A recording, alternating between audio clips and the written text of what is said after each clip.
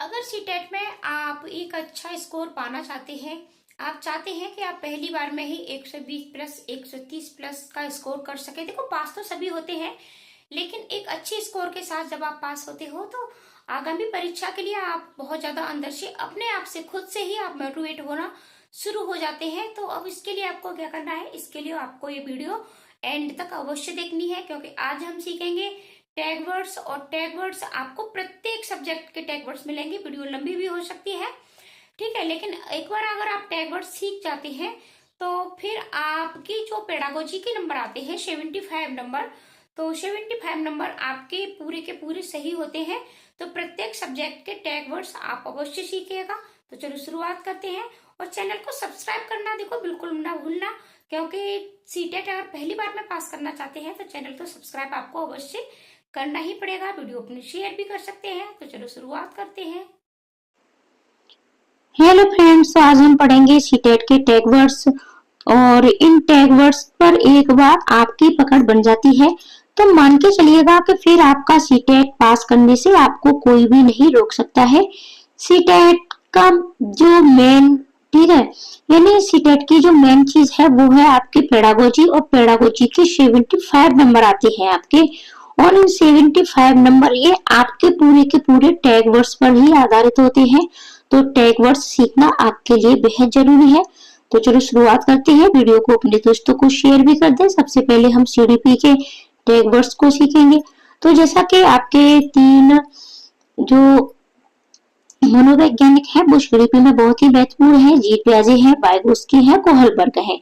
लेकिन जीन पियाजे और वाइगोस्की से आपके कुछ वर्ड हैं जो टैग वर्ड्स का भी कार्य करते हैं, ठीक है। तो चलो इन्हें भी सीखते हैं। जीन पियाजे से जैसे जहां भी बात संज्ञानात्मक विकास की हो जाए तो संज्ञानात्मक विकास का सिद्धांत ये आपका जीन पियाजे ने दिया है। तो जहां भी आपको बच्चे के संज्ञानात्मक विकास का सिद्धांत तो मिल जाए, ठीक है, तो बच्चे को आपका कैसा विकास करना है, संज्ञानात्मक विकास को, ठीक है, केंद्रित करना है। आत्म केंद्रित वार्ता मिल जाए तो ये भी आपका जीन पियाजे से संबंधित है। आत्म केंद्रित वार्ता यदि बच्चा जो स्वयं से बातें करता है। खोज की बात हो जाए, सक्रियता की बात हो जाए, अन्वेषण की बात हो जाए, ठीक है, जिज्ञासु है, ज्ञान का निर्माण और बनना वैज्ञानिक। बच्चे को वैज्ञानिक भी जीन पियाजे ने माना है। तो ये सारे वर्ड्स आप कहीं नोट कर लें, चाहे तो पीडीएफ के लिए टेलीग्राम को ज्वाइन कर लें। टेलीग्राम की जो लिंक है वो मैं डिस्क्रिप्शन में डाल देती हूँ। अब बात करते हैं वाइगोस्की की।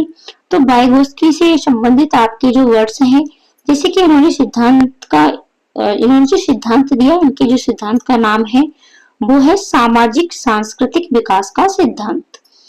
अब देखो, जो जीन पियाजे है वो कहते हैं अहम केंद्रित वार्ता, जिसको उसी को वाइगोस्की ने वैयक्तिक वार्ता की है, ठीक है। यदि बच्चे जब स्वयं से बात करता है, समाज मिल जाए आपको, परस्पर अंतःक्रिया मिल जाए, सामाजिक योगदान मिल जाए, या फिर सामाजिक कार्य मिल जाए, तो ये आपके वाइगोस्की से संबंधित है। और देखो, डेली आपको क्लासें मिलेंगी। अगर आप चाहते हैं कि आपका सीटेट पास हो पहली बार में, तो प्लीज चैनल को सब्सक्राइब करें, वीडियो को ज्यादा से ज्यादा शेयर भी करें। फिर है आपके कोहलबर्ग। तो कोहलबर्ग ने कौन सा सिद्धांत दिया, नैतिक विकास का सिद्धांत। ये आपका कोहलबर्ग से संबंधित है। और ये आपके प्रश्न सीडीपी में बहुत ज्यादा पूछे भी जाते हैं। नैतिक तर्कड़ा है आपकी, यह नैतिक विकास का सिद्धांत या नैतिक तर्कड़ा जो भी आपको मिल जाए तो आपको कोहलबर्ग के साथ जाना है। अब बात विकास की करते हैं। तो देखो, विकास कैसा है, विकास आपका निरंतर चलने वाली प्रक्रिया है, ठीक है। और विकास सामान्य से विशिष्ट की ओर होता है, यानी पहले बच्चा बैठना सीखता है, ठीक है, फिर बच्चा चलना सीखता है। तो पहले सामान्य क्रियाएं होती हैं, फिर उसके बाद आपके विशिष्ट क्रियाएं होती हैं।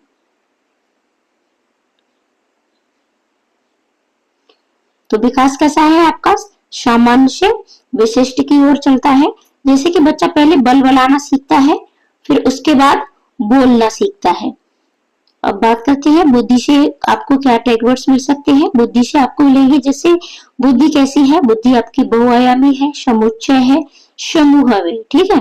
तो इस तरीके से ये 3 ही वर्ड ज्यादातर आपको बुद्धि से मिलते हैं। फिर इसके बाद है आपका संवेग एवं संज्ञान। तो संवेग और संज्ञान सन्निहित और संबंधित, यानी संवेग और संज्ञान एक दूसरे से या तो सन्निहित होते हैं और संबंधित होते हैं। तो इन दोनों में से आपको एक वर्ड्स मिलेगा यहाँ से। अब बात करते हैं आपके जो पॉजिटिव और नेगेटिव वर्ड्स होते हैं उनके। तो देखो जहां भी बात एक पॉजिटिव होते हैं, पॉजिटिव के साथ आपको हमेशा जाना है, नेगेटिव के साथ नहीं जाना है, ठीक है। कोई भी नेगेटिविटी आपको नहीं करनी है। अगर आपसे नेगेटिव ही पूछा है तब आपको नेगेटिव के साथ जाना है। और जब भी हम CDP की प्रैक्टिस लगाएंगे वहां इन वर्ड्स को रख करके आपको पूरी पेडागोजी करना सिखाएंगे। तो जैसे आपको सक्रिय मिल जाए तो सक्रिय आपका पॉजिटिव है, यानी आपको बच्चे को सक्रिय रखना है, ठीक है। सहभागिता, बच्चों को सहभागिता के साथ आपको पढ़ाना है। आप जब भी क्लास में बच्चे पढ़े तो बच्चों की सहभागिता यानी बच्चों की भागीदारी अवश्य होनी चाहिए। बच्चे करके सीखना जहां भी आपको मिल जाए तो ये भी आपका पॉजिटिव है। आपको बच्चे को करके सिखाना है। बाल केंद्रित शिक्षा के साथ भी आपको जाना है। शिक्षा आपकी कैसी होनी चाहिए? शिक्षा आपकी समावेशी होनी चाहिए। क्रियाशीलता, वही बच्चे यानी क्रिएटिविटी करते रहें। बच्चे को आपको ज्यादा से ज्यादा प्रोत्साहन देना है। बच्चे को ज्यादा से ज्यादा सीखने के लिए आपको अवसर प्रदान करने हैं। और बच्चे की जो विविधता है, ठीक है, जो भी विविधता है, चाहे वो उसकी भाषा की विविधता हो, ठीक है, भाषा की विविधता आपको बहुत ज्यादा देखने को मिलती है। और चाहे उनके परिवेश की विविधता हो, बच्चे का पहनावा अलग अलग हो सकता है, तो आपको इसकी विविधता का सम्मान करना है, जो भी विविधता हो। अब बात कर लेते हैं नेगेटिव पॉइंटों की। तो नेगेटिव पॉइंट में जैसे कि आपका हतोत्साहित है, बच्चे को आपको हतोत्साहित बिल्कुल भी नहीं करना है। जहां ही बात हतोत्साहित करने की हो जाए वो आपका नेगेटिव पॉइंट हो जाएगा। आप बच्चे को दंड नहीं दे सकते हो, जहां भी आपको दंड देना मिल जाए ये भी आपका नेगेटिव है। शिक्षक का रवैया कठोर बिल्कुल भी नहीं होना चाहिए। आपका रवैया बच्चे के साथ एक दोस्त के अनुसार होना चाहिए, मित्रवत होना चाहिए, ठीक है। जहां बच्चे पर आप दबाव भी नहीं बना सकते हो, दबाव भी आपको बच्चे पर नहीं बनाना है। बात केवल किया जाए कि केवल पाठ्य पुस्तकों पर ही निर्भर रहना है, केवल बच्चे से प्रैक्टिस करानी है, केवल यही काम करना है, तो जहां भी आपको केवल मिल जाए तो ये भी आपका नेगेटिव होता है। और ही भी ये भी आपके नेगेटिव है। याद करना, देखो रट्टा नहीं मरवाना है आपको बच्चे से। और CTET में आप भी जब एग्जाम देते हो तो आपको भी कोई भी चीजें रटनी नहीं है, सिर्फ और सिर्फ आपको अपना टॉपिक समझना है।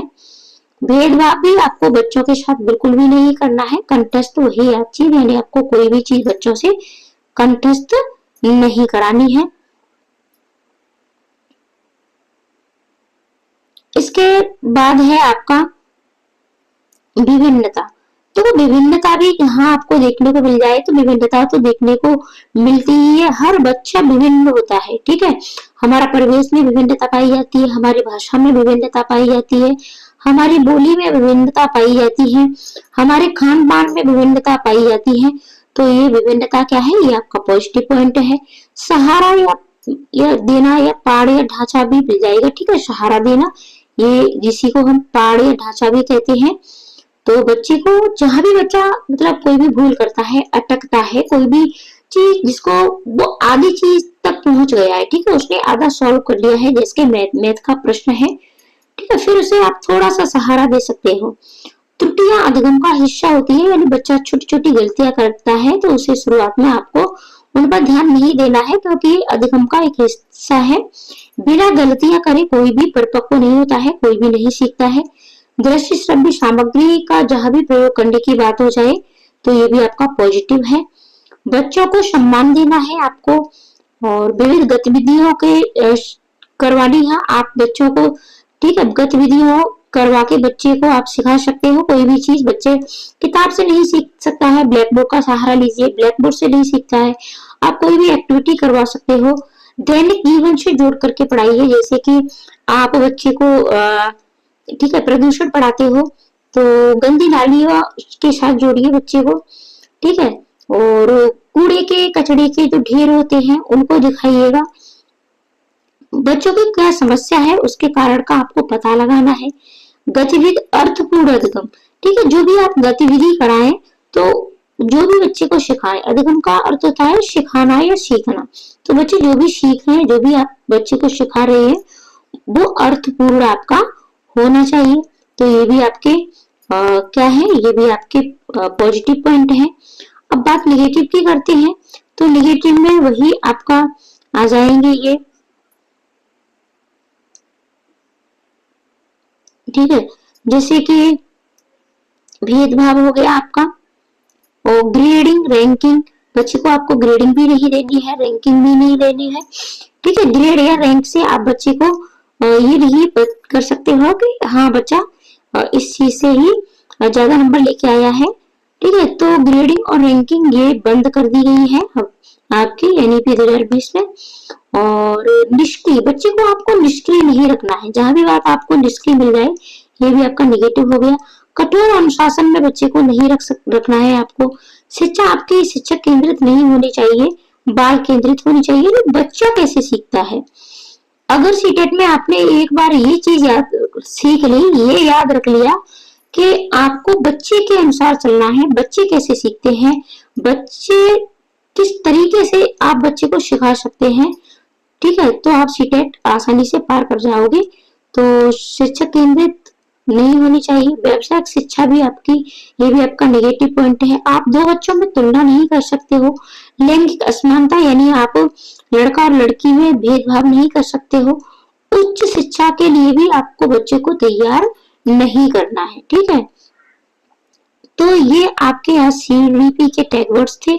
अगली वीडियो आपको मिलेगी, ठीक है, दूसरी, तो मैथ के टैग वर्ड्स, ठीक है। और मैथ के टैग वर्ड्स आपके लिए बहुत ज्यादा जरूरी है, क्योंकि एक बार अगर आप इनको सीख जाते हो तो मान के चलिएगा कि आपके मैथ में बहुत अच्छे नंबर आएंगे। तो प्लीज सपोर्ट करिएगा हमें, चैनल को ज्यादा से ज्यादा सब्सक्राइब करिए, क्योंकि जब तक 50 सब्सक्राइबर नहीं होंगे आपको लाइव क्लास नहीं मिल पाएगी। तो लाइव क्लास चाहते हैं आप, कम्युनिटी पोस्ट चाहते हैं आप, तो आप ज्यादा से ज्यादा वीडियो को शेयर करिए, अपने दोस्तों से भी कहिएगा कि चैनल को सब्सक्राइब करें, और अपना एक प्यारा सा छोटा सा कमेंट तो अवश्य करिए। वीडियो क्या आपके लिए हेल्पफुल थी, क्या ये वीडियो आपके सीटेट के एग्जाम में आपकी हेल्प करेगी, तो और आप किस सब्जेक्ट पर किस टॉपिक पर वीडियो चाहते हैं तो उस पर भी आप कमेंट कर सकते हो। तो मिलते हैं अगली ऐसी ही वीडियो में। आज के लिए इतना ही, धन्यवाद।